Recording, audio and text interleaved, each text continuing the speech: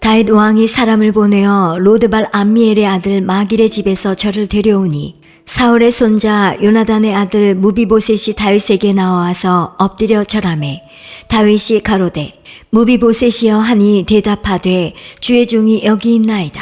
다윗이 가로되 무서워 말라. 내가 반드시 내 아비 요나단을 인하여 내게 은총을 베풀리라. 내가 내 조부 사울의 밭을 다 내게 도로 주겠고 또 너는 항상 내 상에서 먹을지니라. 저가 절하여 가로되 이 종이 무엇이간데 왕께서 죽은 개 같은 나를 돌아보시나이까. 저희 시골에 부모님이 계시는데 멀리 있다 보니까 자주 찾아뵈지 못하고 1년에 한 2번 정도 추석, 설 이때 이렇게 찾아뵀는데 부모 마음 다 똑같지만 이렇게 명절 때 오면은 너무 반가워하고 기뻐하세요. 여러분들도 다 그렇지요? 예. 평소에 보고 싶었던 자식들 못 보다가 명절 때 한번 이렇게 모이잖아요. 보면은 너무 기뻐하고 또 갈 때도요. 얼마나 아쉬워하는지 몰라요. 예. 제가 왜 이런 말씀을 드리냐면 우리 성도님들이 일주일 동안 이렇게 각자의 삶 속에서 살아가다가 주일날 이렇게 예배 자리에 같이 모이잖아요. 이렇게 모여서 예배할 때 하나님이 이렇게 여러분 한 분 한 분들을 바라보시면서 정말 하나님 기뻐하시고 또 사랑하신 줄 믿으시길 바랍니다. 우리의 어떤 환경이나 우리의 처지가 어떠하든 이렇게 모여서 예배하는 여러분 한 분 한 분들을 보시면서 하나님이 미소 주시고 기뻐하시고 또 사랑하시고 이 자리를 통해서 여러분에게 은혜 주신다는 사실을 기억하시고요. 사람 앞에서가 아니라 내가 하나님 앞에서 예배한다 이런 마음을 가지고 활짝 열리는 마음을 가지고 기쁨과 감사함으로 드리는 예배가 되길 바랍니다. 이 시간이 복 주시는 시간, 하나님을 만나는 시간인 줄 믿습니다. 자, 오늘 말씀의 제목이 하나님의 은총을 베풀리라. 여러분 이런 이야기가 있어요. 두 사람이 길을 사막을 걸어가요. 걸어가다가 어떤 일로 인해서 서로 다투게 됐어요. 그러다가 어느 한 사람이 다른 한 사람의 뺨을 때렸어요. 뺨을 맞은 사람이 기분은 나빴지만 아무 말도 하지 않습니다. 그리고 모래에다가 이렇게 적었어요. 오늘 가장 친한 친구가 내 뺨을 때렸다. 이렇게 모래에다가 적었어요. 계속해서 걸어가다가 오아시스를 만났어요. 이 오아시스에 도착한 이 친구가 그곳에서 목욕을 하기로 했습니다. 이 뺨을 맞았던 사람이 목욕을 하러 들어가다가 늪에 빠지게 되자 뺨을 때린 친구가 그 친구를 구해줬어요. 그러자 늪에서 빠져나온 친구가 이번에는 돌에다가 이렇게 생겼어요. 오늘 가장 친한 친구가 내 생명을 구해주었다. 그러자 이 친구가 의아해서 물었어요. 내가 너를 때렸을 때는 모래 위에다가 적었는데 내가 너를 구해줬을 때 왜 너는 그것을 돌에다 새겼니? 그러자 그 친구가 이렇게 대답했어요. 누군가가 우리를 괴롭혔을 때 우리는 모래에다가 그 사실을 적어야 돼. 그래야 용서의 바람이 불어와 그것을 지워버릴 수 있도록. 그러나 누군가 우리에게 좋은 일을 해줬을 때 우리는 그 사실을 돌에다가 새겨야 해. 그래야 바람이 불어와도 영원히 지워지지 않을 테니까. 이런 얘기를 했다고 해요. 우리가 옛말에 그 말 있잖아요. 원수는 물에 새기고 은혜는 돌에 새긴다. 원수는 물에 새기고 은혜는 돌에 새기라라는 그런 속담이 있어요. 그런데 우리는 간혹 생각해 보면은 거꾸로 하는 것 같아. 그죠? 예. 은혜는 돌에 새기고 원수는 물에 새겨서 빨리 잊어버려야 되는데 우리 삶을 이렇게 돌아다 보면은 그것을 거꾸로 할 때가 많아요. 잊어서는 안 될 소중한 은혜들을 물에 새겨서 금방 잊어버리고 마음에 버려야 될 원수는 돌에 새겨가지고 두고두고 그것을 기억하고 미워하고 있는 우리 모습을 우리가 바라보게 돼요. 여러분, 우리가 받은 은혜를 잊어버리지 않고 늘 기억하면서 사는 삶이 참 여러분 귀한 줄 믿습니다. 우리가 기독교에서 가장 많이 사용하는 단어가 뭐냐면 여러분 뭘 것 같아요? 교회에서 가장 많이 사용하는 단어 뭐예요? 예? 사랑과 용서. 오늘 이제 말씀의 제목에 힌트가 나와 있는데 바로 은혜라고 하는 단어예요. 은혜 혹은 은총. 그죠? 우리가 교회에서 참 이 은혜, 은총이라는 단어 많이 듣잖아요. 여러분, 그래서 기독교는 은혜의 종교예요. 은혜의 종교, 은총의 종교예요. 오늘 우리가 이제 9장 1절부터 읽어야 되겠지만 시간 관계상 3절만 읽었습니다만은 오늘 그 9장 쭉 읽어보면요, 1절, 3절, 7절 여기 보면은 계속 반복되는 아주 중요한 단어가 나오는데 바로 은총이라는 단어예요. 은총. 은총. 이 9장 전체에 무려 3번 이상 은총이라는 단어가 나오는데 특별히 여러분 3절 한번 보시면 우리 3절 안 읽었으니까 같이 한번 읽어봅시다. 앞에 나와 있어요. 자, 시작. 왕이 이르되 사울의 집에 아직도 남은 사람이 없느냐? 내가 그 사람에게 하나님의 은총을 베풀고자 하노라. 지금 이거 다윗의 얘기입니다. 다윗이 하는 얘기예요. 신하에게 하나님의 은총을 베풀고자 하노라. 여기 하나님의 은총이라는 단어가 나와요. 여러분, 이 말은 뭐냐면 다윗이요, 내가 이 사울 왕가, 사울의 후손 가운데 하나님의 은총을 베풀겠다라고 하는 그런 뜻이거든요. 그냥 은총이 아니라 하나님의 은총을 베풀겠다라고 표현하는데, 여러분 이 은총, 은혜라고 하는 단어가 여러분 그 히브리어 구약의 개념으로는 헤세드 여러분 들어보셨죠? 헤세드. 그리고 이 헤세드라는 개념이 신약에서는 아가페 이런 단어로 사용이 됩니다. 많이 들어보셨죠? 이 헤세드, 아가페 이건 다른 말 한마디로 말하면 사랑, 은총, 자비 그런 뜻인데 인간 사회 속에서 가질 수 있는 그런 어떤 이성 간의 사랑, 남녀 간의 사랑을 뛰어넘는 하나님의 성품에 근거한 사랑, 인간의 사랑과 차별되는 하나님의 성품에 근거한 이 사랑, 자비 이거를 바로 헤세드 혹은 아가페라고 그래요. 그러니까 아주 무조건적인 사랑과 자비를 헤세드 혹은 아가페라고 그러는데, 보통 여러분 우리가 은혜를 말할 때 이렇게 표현해요. 받을 자격이 없는 자에게 거저 주시는 하나님의 사랑과 자비를 이제 은혜라 그래요. 그러니까 여러분 이 다윗이 사울 왕가의 남은 후손들에게 하나님의 은총을 베풀겠다라고 하는 의미가 바로 이런 뜻입니다. 이 하나님의 사랑, 하나님의 자비는 최고의 사랑이고 최고의 은총입니다. 그런데 이제 오늘 본문에 보니까 다윗이 이 하나님의 은총을 사울의 손자 누구예요? 요나단의 아들인 무비보셋에게 지금 베풀고자 하는 거예요. 무비보셋에게 지금 베풀고 있어요. 여러분 이 무비보셋이 어떤 사람이에요? 무비보셋. 오늘 본문에 이제 무비보셋이라고 하는 사람이 나와요. 9장 1절부터 쭉 보면은 이 무비보셋이 나오는데 이 사람이 누구냐 하면은 여러분 그 할아버지가 누구예요? 사울 왕입니다. 그리고 아버지는 사울 왕의 아들이었던 누구? 요나단이죠. 요나단. 그러니까 이 무비보셋은요 왕가의 왕족의 혈통을 가지고 태어난 사람이에요.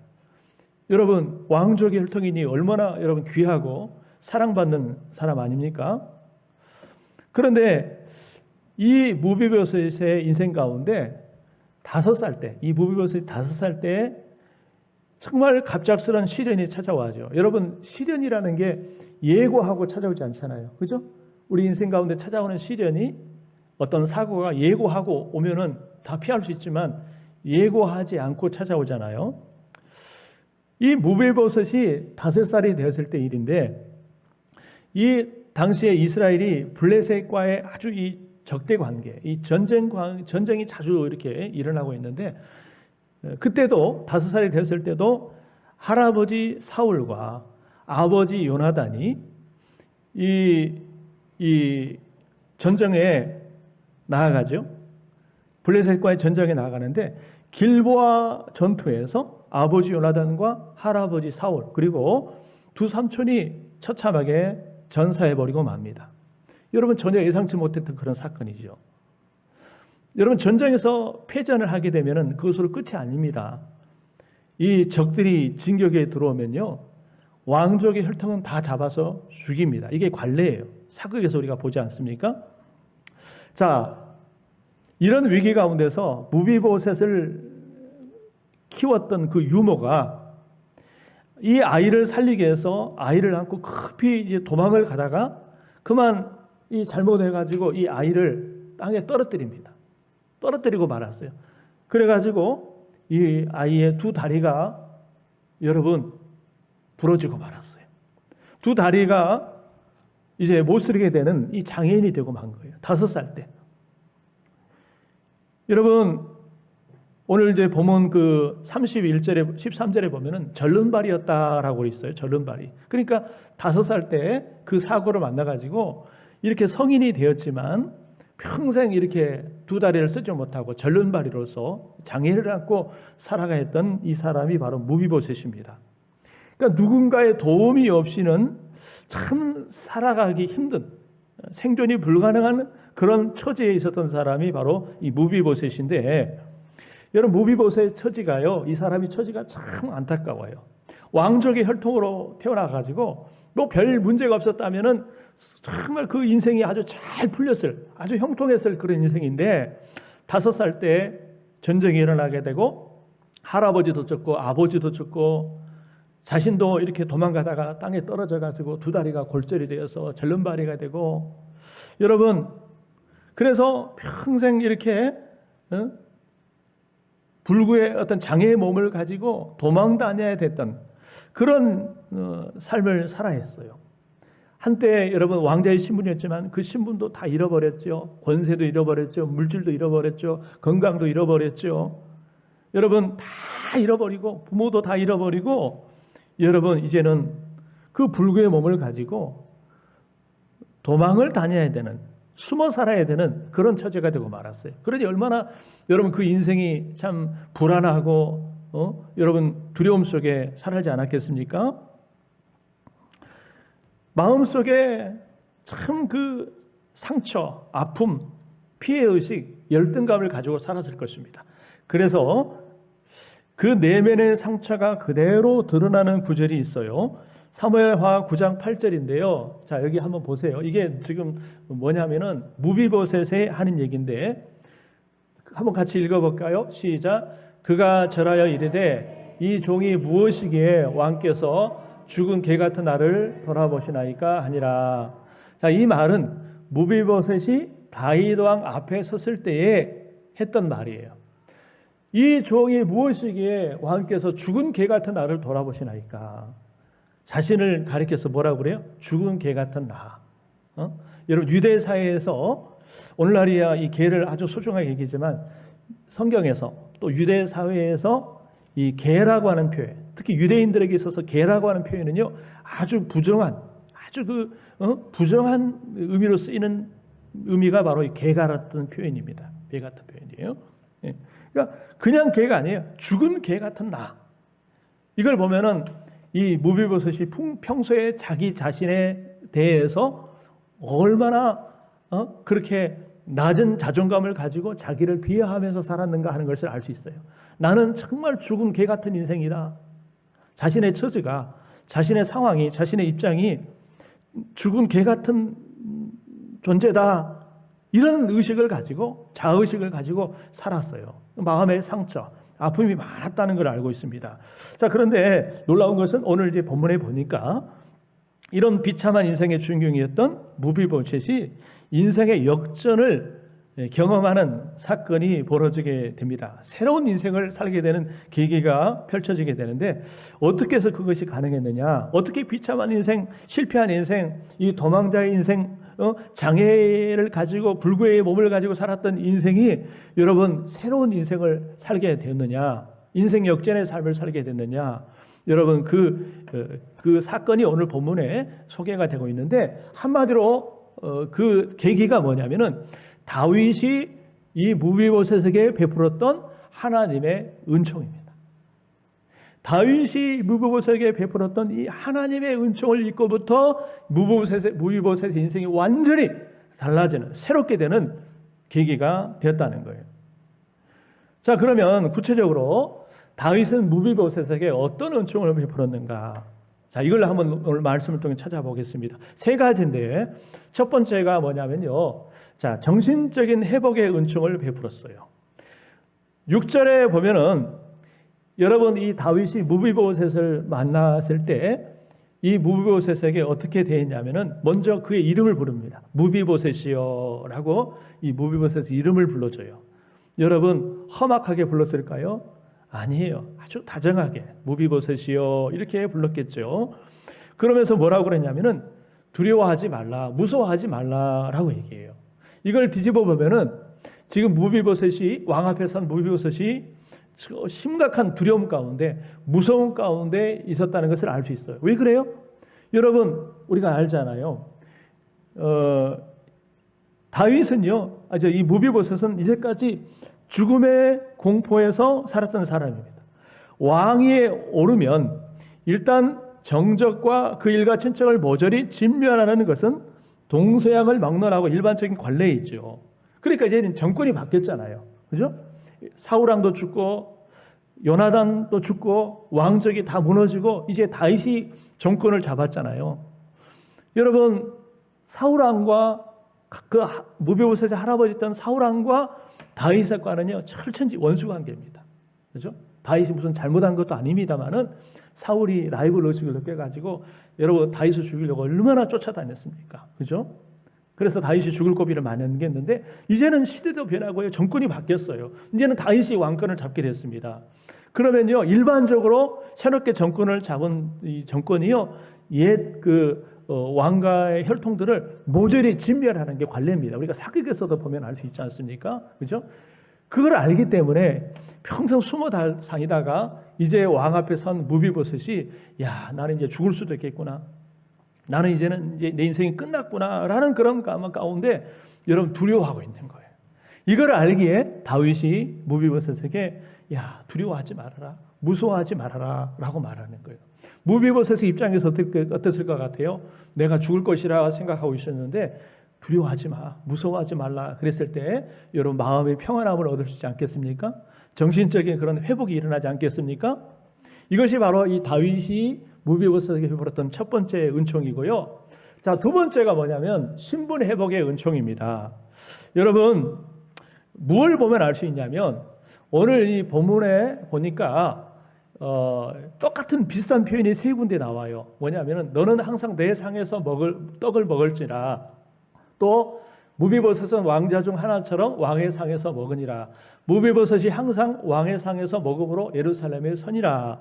여러분 왕과 함께 정말 죽을 수밖에 없었던 그 사람이 왕과 함께 같이 상을 먹는다? 같은 상에서 같이 밥을 먹는다? 이거는 아무나 할 수 있는 게 아니에요. 무비보셋은요 절대로 그럴 수 있는 사람이 아니에요. 죽으면 죽었지 여러분 그런 신분의 사람이 아닙니다. 몰락한 가문의 여러분 후손이에요. 그런데도 불구하고 다윗이 어떻게 했어요? 야, 너 나와 함께 같은 상에서 같이 밥을 먹자. 이걸 뭘 의미하냐면요. 그 무비보셋의 그 왕자의 신분을 회복시켜주는 사건입니다. 왕자의 신분을 회복시키는 사건이에요.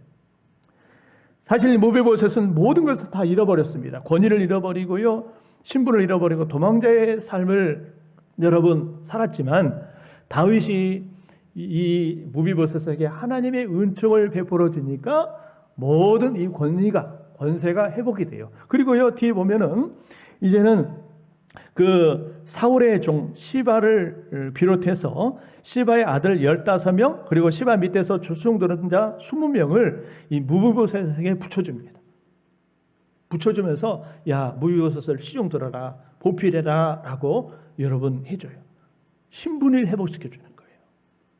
자, 이 말씀을 보면서 저는 그런 생각이 들어요.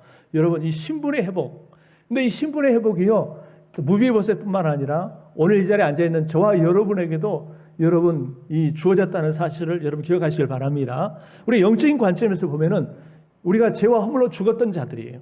어둠의 자녀였고 흑암의 자녀였고 마귀 사탄의 자녀였는데 예수 그리스도를 통하여서 예수님 안에서 여러분 저와 여러분들이 죄인에서 의인으로 또 여러분 그 죄인에서 왕 같은 제사장으로 여러분 완전히 정말 신분이 바뀌어졌다는 사실을 여러분 기억하시길 바랍니다.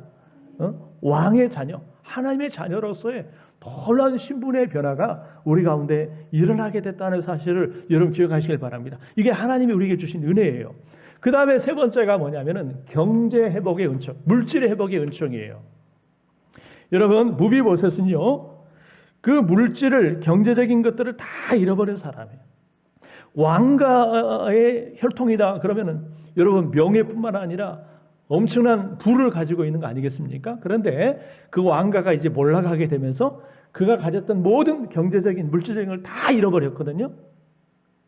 아무것도 없는 상태거든요. 그런데 여러분 다윗이요, 무비보셋에게 이 물질의 회복을 베풀어 주는데 다윗이 이렇게 얘기합니다. 내가 내 할아버지 사울의 모든 밭을 다 내게로 주겠고, 이 사울 왕 시대에 가졌던 사울의 소유였던 여러분 밭이면 얼마나 많겠어요? 얼마나 크겠습니까? 이거를 다 내가 너에게 주겠다. 다시 돌려주겠다. 이게 뭐예요? 여러분 물질의 회복의 은총, 경제 회복의 은총인 줄 믿습니다. 그동안 다 잃어버렸던 것들을 다시 너에게 회복시켜줬다라고 하는 거예요. 자 보세요. 정말 비참했던 이 무비보셋, 정말 실패한 인생, 도망자의 인생, 불구자의 인생, 자신이 얘기했던 것처럼 죽은 개 같은 인생이었던 무비보셋이 다윗이 베푸는 은총으로 말미암아 어떻게 돼요? 자, 마음의 두려움이 사라져요. 이제는 죽음의 공포에서 벗어날 수 있었어요. 이제는 왕자로서 신분을 회복할 수 있었어요. 경제적인 물질적인 잃어버렸던 것들을 다 회복할 수 있었어요. 여러분 모든 게 대해 회복이 된 거예요. 여러분 모든 게 다 회복이 됐어요. 이 엄청난 은총이 누구로부터 주셨어요? 다윗 왕으로부터 무비보셋에게 주어졌다는 거예요. 할렐루야. 여러분 그런데 여러분 이런 은혜가, 이런 은총이 비단 무비보셋에게만 해당되는 일일까요? 참 오늘 본문을 보면서 감사한 것은 이런 은총이 무비보셋에게만 해당하는 것이 아니라 오늘 이 자리에 앉아있는 저와 여러분에게도 해당되는 놀라운 은혜라고 하는 사실을 여러분 기억하시길 바랍니다. 여러분 우리도 하나님의 은총을 받으면 마음의 평안함을 얻게 돼요. 신분이 여러분 바꿔지게 됩니다. 물질이 회복이 됩니다. 권위가 회복이 됩니다. 하나님의 은총을 베풀어 주시면 잃어버렸던 모든 것이 회복되어지는 은총이 우리에게 있다는 사실을 여러분 기억하시길 바랍니다. 그래서 오늘 다윗이 무비보셋에게 베풀었던 하나님의 은총을 보면서 또 그 은총으로 다윗의 이 무비보셋의 인생이 회복되어지는 모습을 보면서 여러분 뭘 깨닫냐면, 자 이거예요. 우리 같이 한번 읽어봅시다. 시작. 무비보셋에게 베푼 다윗의 은총은 곧 우리를 향한 하나님의 은혜의 손길을 의미합니다. 아멘. 여러분 이게 오늘 핵심입니다. 단순히 뭐 다윗의 이야기, 무비보셋의 이야기, 다윗이 무비보셋에게 베풀었던 은혜를 이야기하고자 하는 것이 아니라 이 다윗의 이야기, 무비보셋의 이야기를 통해서 하나님께서 예수님 안에서 우리에게 베풀어 주신 그 한량없는 여러분 과분한 은혜와 사랑을 보여주시기 위해서 여러분 이 말씀을 우리에게 주신 줄 믿습니다. 오늘 예배를 드리면서 이 말씀을 드리면서 나를 향한 하나님의 은총, 나를 향한 하나님의 사랑을 여러분들이 다시 한번 깨닫고 그 은혜로, 그 사랑으로 여러분 감격하고 감동할 수 있는 이 시간이 되기를 주님의 이름으로 축원합니다. 할렐루야. 여러분 무비보셋에게 임한 하나님의 다윗의 은총은 우리를 향한 하나님의 은혜예요. 여러분 생각해 보세요. 우리가 성경에 보니까 정말 여러분 이 은혜가 얼마나 큰지, 무비보셋은요 가만히 있었으면요 정말 평생 정말 모든 것을 다 잃어버린 비참한 인생, 도망자의 인생, 실패자의 인생을 여러분 살았을 것입니다. 그런데 다윗을 만남으로 다윗이 이 무비보셋에게 과분한 은총을 베풀어 주심으로 그 인생이 회복되고 새롭게 되었던 것처럼 여러분, 저와 여러분이 하나님께 받은 은혜 역시 이런 과분한 은혜요, 과분한 사랑이 우리에게 부어졌다는 사실을 여러분 기억하시길 바랍니다. 이걸 꼭 기억하셔야 돼요. 여러분, 저와 여러분이 하나님께 받은 은혜 가운데 최고의 은혜가 뭐예요? 할렐루야. 우리 라집사님이 구원의 은혜라고 하는데 맞아요. 제가 원하는 답입니다. 여러분, 하나님 우리에게 베푸신 은혜 가운데 가장 큰 은혜가 여러분 구원의 은혜인 줄 믿습니다. 할렐루야. 여러분, 은혜 중에 가장 큰 은혜가 구원의 은혜예요. 구원의 은혜가 그게 뭐라고? 안 믿는 사람, 이 은혜를 모르는 사람은 그게 뭔데? 그게 뭐가 대단한데? 이렇게 생각할 수 있지만 하나님 우리에게 베푸신 은혜 중에 가장 큰 은혜가 여러분 구원의 은혜라는 사실을 여러분 기억하시길 바랍니다. 여러분, 에베소서 2장 8절 9절 유명한 구절인데 우리 같이 한번 읽어봅시다. 자, 시작. 너희는 그 은혜에 의하여 믿음으로 말미암아 구원을 받았으니 이것은 너희에게 난 것이 아니요 하나님의 선물이라. 행해서 난 것이 아니니 이는 누구든지 자랑하지 못하게 하려 함이라. 할렐루야. 구원은 뭐다? 우리의 행위나 우리의 의로움으로 만묘한 것이 아니라 하나님이 거저주시는 선물이라는 겁니다. 그런데 그 바로 앞절 7절에 보면 이런 말씀이 있어요. 이는 그리스도 예수 안에서 우리에게 자비하심으로써 그 은혜의 지극히 풍성함을 오는 여러 세대에 나타내려 하심이라. 여러분, 다른 말로 말하면 이 하나님이 예수님을 통해서 우리에게 자비를 베풀기를 원하셨다는 것입니다. 그리고 그 예수님 안에서 베푸신 자비의 결과로 저와 여러분에게 이 구원의 은혜, 죄사함의 은혜, 하나님의 자녀로의 은혜가 주어졌다는 거예요. 바로 그런 은혜예요. 그러니까 여러분, 우리의 받은 구원이 뭐예요? 하나님의 자비의 결과다. 은총의 결과라는 겁니다. 할렐루야. 우리의 행동이나 우리의 의로움이나 우리의 행한 일이나 우리의 착한 일의 근거에서는 도무지 하나님 앞에 설 수 없지만 그 하나님의 무한하신 자비로 인하여서, 헤세드로 인하여서 여러분 구원의 은총이 저와 여러분에게 주어졌다는 거예요. 이걸 지금 얘기하고 있는 거예요. 여러분, 우리에게 주어진 구원은요, 하나님의 자비의 결과예요. 하나님의 헤세드의 결과예요. 할렐루야. 우리 가운데 우리의 의로움이나 행함으로 하나님 앞에 설 사람은 아무도 없어요. 우리가 하나님 앞에 섰을 때는, 십자가 앞에 설 때는 죄악된 그 모습뿐이에요. 저나 여러분이나 아무것도 구원받을 만한 자격이나 의로움이 없어요. 해답은 하나님의 자비의 결과예요. 여러분, 그것뿐입니까? 우리가 구원받는 것뿐만 아니라 우리가 여러분 우리가 살아가고 있는 모든 것이 하나님의 은총이라는 사실을 여러분 기억하시길 바랍니다. 지금까지 내가 인생 태어나서부터 여기까지 살아오면서 지나왔던 모든 삶의 발자취, 지금 내가 이 자리에 앉아 있는 것이 하나님의 헤세드, 하나님의 은총의 결과라는 거예요. 여러분, 제가 개인적으로 요즘 은혜 받고 있는 찬양이 있어요. 우리 교회에서도 많이 불러봤는데 오늘도 부를 건데 바로 뭐냐면은 손경민 씨가 작곡한 은혜라고 하는 곡이에요. 손경민 씨가 작곡한 이 은혜라고 하는 곳인데 이 가사가 너무나 마음에 와닿아서 이 찬양을 부르면서 은혜 많이 받는데요. 여러분, 한번 우리 가사 눈에 혹시 보이는지 모르겠는데요. 같이 한번 천천히 읽어볼까요? 자, 다 같이 한번 읽어봐요. 시작. 내가 누려왔던 모든 것들이, 내가 지나왔던 모든 시간이, 내가 걸어왔던 모든 순간이 당연한 것 아니라 은혜였어. 아침 해가 뜨고 저녁에 노을, 봄의 꽃향기와 가을의 열매, 변하는 계절의 모든 순간이 당연한 것 아니라 은혜였어. 그 다음에 또 2절 시작.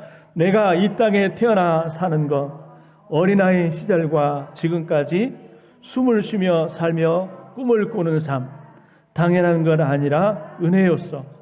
내가 하나님의 자녀로 살며 오늘 찬양하고 예배하는 삶, 복음을 전할 수 있는 축복, 당연한 것 아니라 은혜였어. 자, 후렴 읽어요. 시작. 모든 것이 은혜, 은혜, 은혜, 한없는 은혜.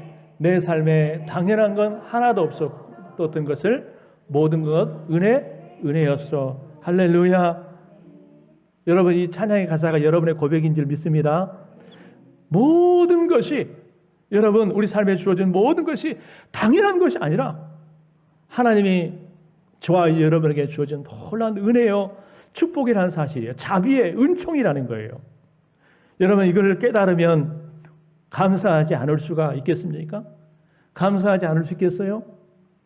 여러분, 우리는 무한한 하나님의 은총을 체험한 사람이라는 사람들을 기억하시고 정말 이 은혜로 해서 감사하는 여러분 되시길 바랍니다. 여러분, 우리가 은혜를 잊어버리면 안 돼요. 자, 그러면 계속해서 다윗은 왜 무비보셋에게 은총을 베풀었는가? 몇 가지 이유를 찾아볼게요. 첫 번째는, 자, 읽어봐요. 시작. 자신이 하나님의 넘치는 은혜를 받았기 때문입니다. 아멘. 여러분, 3절을 보면은 왕이 이르되 사울의 집에 아직도 남은 사람이 없느냐? 내가 그 사람에게 하나님의 은총을 베풀고자 하노라 라고 그러잖아요. 그냥 은총이 아니라 하나님의 은총을 베푼다는 거예요. 이게 무슨 뜻이냐면은, 자, 저를 들어보세요. 여러분, 하나님의 은총을 베푼다라고 하는 것은 내가 이제까지 살아오면서 남다른 하나님의 은혜를 받았다라고 하는 겁니다. 사실 그러잖아요. 다윗이 오늘 지금 통일한국의 왕이 돼 있는데 정말 이 소년 목동, 사실 아버지도 형제들도 다윗을 쳐다보지도 않았어요. 말째 누구도 다윗이 왕이 될 것이라고는 기대하지도 않았고 바라지도 않았고 생각하지도 않았지만 세월이 흘러서 오늘 다윗이 통일한국의 왕이 된 것은 누구 때문에요? 자기가 잘나서가 아니라 누구 때문에? 하나님의 은총이라는 거예요. 다윗은 이건 분명하게 알고 있었습니다. 이걸 알고 있었어요.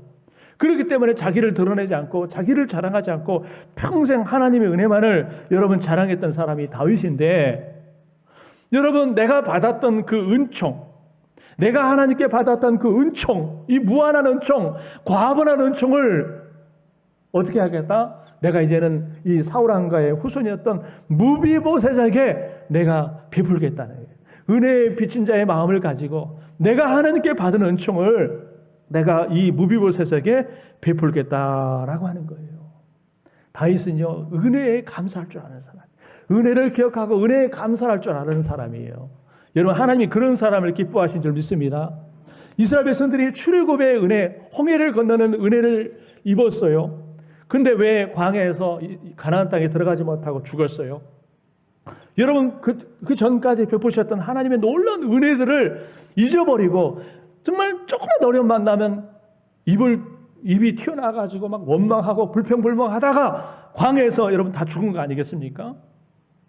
하나님의 은혜를 기억하지 못하고 감사치 못하고 맨날 불평불만하다가 광야에서 여러분 다 죽은 거예요. 감사하지 못하고 원망불평하는 게 이렇게 무섭습니다. 여러분, 정말 우리가 다윗처럼 이제까지 받은 은혜를 잊지 않고 기억하면서 여러분 늘 감사하는 삶을 사시길 바랍니다. 할렐루야. 여러분, 우리가 정말 이 은혜를 기억하고 첫사랑을 회복했으면 좋겠어요. 하나님의 그 첫사랑 회복했으면 좋겠어요. 내가 왜 첫사랑을 잃어버렸어요? 은혜를 잃어버렸기 때문에 그래요. 여러분, 내가 은혜 받았을 때, 처음 주님을 만났을 때, 가슴이 뜨거웠을 때, 내가 무엇을 드려도 아깝지 않다라고 생각했을 때, 바로 그때가 있지 않습니까? 정말 성령이 충만했을 때, 사랑이 흘러넘쳤을 때, 여러분, 그걸 혹시 잃어버렸다면 오늘 예배를 드리면서 그 첫사랑, 그 은혜를 다시 한번 회복할 수 있기를 주의 이름으로 축원합니다. 다른 거 다 잊어버려도 은혜를 잃어버리면 안 됩니다. 주님의 그 첫사랑을 잃어버리면 안 돼요. 두 번째로 왜 다윗이 무비보셋에게 은총을 베풀고냐? 읽어봐요. 시작. 자신이 무비보셋의 아버지 요나단으로부터 은혜를 받았기 때문입니다. 여러분, 우리도 아시다시피 사울 왕과 다윗과는 원수지간이었어요. 그죠? 여러분, 사울이 다윗을 죽이려고 얼마나 창을 들고 쫓아다녔습니까? 그죠? 근데요, 참 또 놀라운 것은 사울의 아들 요나단과 다윗의 관계는 어떤 관계였어요? 천하의 절친, 정말 생명을 주고받는 절친이었어요. 그래서 이 아버지 사울이요, 다윗을 막 죽이려고 쫓아다녔을 때 요나단만큼은 그게 잘못됐다는 걸 알고 다윗 편에 서서 다윗의 목숨을 구해주고 다윗의 안전을 보여주려고 막 힘썼던 사람이 바로 요나단입니다. 비록 요나단은 지금 죽고 없지만 다윗은 세월이 지났음에도 불구하고 자신이 요나단에게 받았던 그 요나단의 선대, 요나단의 은혜를 잊지 않았어요. 기억했어요. 그래서 그 은총을 누구에게 베풀겠다? 그 요나단의 아들이었던 무비보셋에게 베풀겠다는 거예요. 여러분, 우리가 사람들에게 받은 은혜 잊으면 안 됩니다. 사람들에게 받은 은혜를 기억하고 여러분 은혜에 보답하고 감사할 줄 아는 사람이 되어야 될 줄 믿습니다. 근데요, 여러분, 더 중요한 것은 뭐냐면 다윗이 요나단에게 받았던 그 은혜도 중요하지만, 그것도 중요하지만 단순히 인간적인 어떤 선행, 인간적인 어떤 인정, 내가 과거에 요나단으로부터 내가 도움을 받았으니까 그 은혜를 갚아야 되겠다라고 하는 것도 중요하지만 더 중요한 이유는 뭐냐면은 사무엘상에 보니까 여러분, 다윗과 요나단이 뭘 맺냐면은 언약을 맺습니다. 언약을 맺어요. 어떤 언약을 맺냐면, 자, 한번 봅시다. 이거 지금 다윗과 요나단이 언약을 맺을 때 했던 얘기인데, 자, 같이, 이거 아니고요. 자, 같이 읽어봅시다. 시작. 여호와께서 너 다윗의 대적을 지면에서 다 끌어버리신 때에도 너는 내 인자함을 내 집에서 영원히 끊어버리지 말라 하고, 지금 요나단이 살아있을 때 요나단이 다윗에게 했던 얘기예요. 다윗은요, 요나단은 알고 있었던 것 같아요. 자신의 왕가는 끝나고 다윗이 하나님의 왕으로서 기름 부음 받을 것이라는 걸 알고 있었던 것 같아요. 그래서 여호와께서 너 다윗의 대적을 누구에게 얘기하는 거예요? 지금 사울 왕가를 얘기하는 겁니다. 너의 대적을 지면에서 다 끊어버리는 때에도 너는 너의 인자함을, 자비를 내 집에서 영원히 끊어버리지 말아라. 우리 후손들에게, 우리 자손들에게 너의 인자함을 계속해서 좀 나타내달라라고 부탁을 하고 있어요. 그리고 또 같이 읽어봐요. 시작. 요나단이 다윗에게 이르되 평안히 가라. 우리 두 사람이 여호와의 이름으로 맹세하여 이르기를 여호와께서 영원히 나와 너 사이에 계시고 내 자손과 내 자손 사이에 계시리라 했느니라. 아멘. 여러분, 이건 뭐냐면 다윗과 요나단이 언약을 맺을 때, 약속을 했을 때 했던 얘기예요. 우리는 우리 왕가가 끝나더라도 우리 후손들에 대한 그 자비와 은총을 절대 잃어버리지 말아달라. 그런 부탁입니다. 언약을 맺었어요. 피로 언약을 맺었어요. 세월이 흘렀습니다. 사울의 왕가는 다 이제 멸망을 하고요. 다윗이 이제 왕권을 잡았어요. 여러분, 20년이라는 세월이 지났어요. 사람이요, 세월이 흐르면 어떻게 돼요? 환경이 바뀌고 세월이 흐르고 그 은혜 받던 사람이 이제 죽고 없어지면요, 사람 마음이 바뀌기 쉬워요. 그래, 안 그래요? 우리가 그렇잖아요. 예전에 어떤 은혜를 입었어도요, 이제 세월이 흘러가고 이제 그 사람도 이제 죽고 없어지고 상황이 바뀌고 한계지면요, 우리 마음이 자꾸 바뀌어버려요. 변덕스럽습니다. 그래서 옛날에 입었던 은혜 다 잊어버리고요. 그때는 그때고 지금 상황이 다르지 뭐, 세월이 많이 흘렀는데 하면서 얼마든지 그 은혜를 잊어버리고, 혹은 여러분 그 예전에 그 잘못됐던 것들을 막 기억해가지고 보복할 수도 있고 그럴 수 있는데요. 여러분, 다윗은 그러지 않았어요. 하나님 앞에서 요나단과 맺었던 그 약속, 언약 때문에 사울의 그 후손, 무비보셋을 포함해서 후손을 돌보기로 작정을 합니다. 단순히 인정 때문에 아니에요. 하나님 앞에서 요나단과 맺었던 언약 때문에 그래요. 다윗은요, 누구를 의식하고 있었냐면은 하나님을 의식하고 있었어요. 하나님 앞에서 맺은 언약을 내가 함부로 변개할 수 없다, 어길 수 없다. 여러분, 이것이 다윗의 신실함입니다. 세월이 바뀌고 환경이 바뀌고 그 사람들은 다 죽어 없어졌지만 그래도 내가 하나님 앞에서 약속을 했는데, 언약을 했는데 환경이 바뀌었다고, 사람이 바뀌었다고 내가 그 언약을 헌신처럼 던져버리면 안 된다. 그래서 지금 그 언약을 기억하여서 무비보셋에게 은총을 베풀고 있다는 거예요. 이것이 다윗의 신실함이고, 하나님은 이 다윗의 신실함을 보시고 그 다윗의 인생에 복을 주신 줄 믿습니다. 여러분, 우리는 하나님 앞에서 신실하셔야 돼요. 할렐루야. 기분 따라 환경 따라 이랬다가 저랬다가 변덕 부르면 안 되고요. 항상 신실한 모습, 한결같은 모습, 변함없는 모습으로 우리가 하나님 앞에 살아갈 때 하나님 그 인생을 기뻐하시고 복 주실 줄 믿습니다. 할렐루야. 여러분, 오늘 이 시대가 살아가는 우리가 시대는요, 너무나 참 변덕이 심해요. 그렇죠? 아까 서로 얘기했던 것처럼 받은 은혜를 모래에다 새겨서 그냥 잊어버리고, 어떤 사람이 나에게 잘못했던 거 10번 잘해주다가 한 번 잘못하면요, 그걸 돌에다 새겨놓고 두고두고 기억하면서 여러분 미워하고, 여러분 그러잖아요. 이게 우리의 모습이에요. 우리가 그러면 안 됩니다. 여러분, 다른 사람이 나에게 잘못됐던 것은 그냥 잊어버리고 하나님께 내가 받았던 은혜, 내가 다른 사람에게 입었던 은혜를 꼭 기억하고 은혜에 보답할 수 있는 저와 여러분들 되시기를 간절히 소원합니다. 하나님 그런 사람 기뻐하세요. 이제 말씀을 정리합니다. 여러분, 인생의 실패자, 낙오자로 살 수밖에 없었던 무비보셋에게 베푸신 다윗의 은총으로 말미암아 무비보셋은 완전히 새로운 인생 역전의 삶을 살 수가 있었습니다. 이 다윗의 은총이 누구의 은총이에요? 바로 하나님의 은총이에요. 오늘 이 자리에 앉아있는 저와 여러분을 향한 하나님의 과분한 은총, 과분한 사랑이라는 사실을 여러분 기억하시길 바랍니다. 그러므로 우리는 하나님께 은총을 받은 자요, 내가 이제까지 살아오면서 내가 만났던 많은 사람들에게 은혜를 입은 자들이에요. 이 은혜의 빚진 자라는 사실을 기억하면서 항상 은혜에 보답하는 마음을 가지고 감사하며 사는 여러분 되시기를 주님의 이름으로 축원합니다. 기도하겠습니다.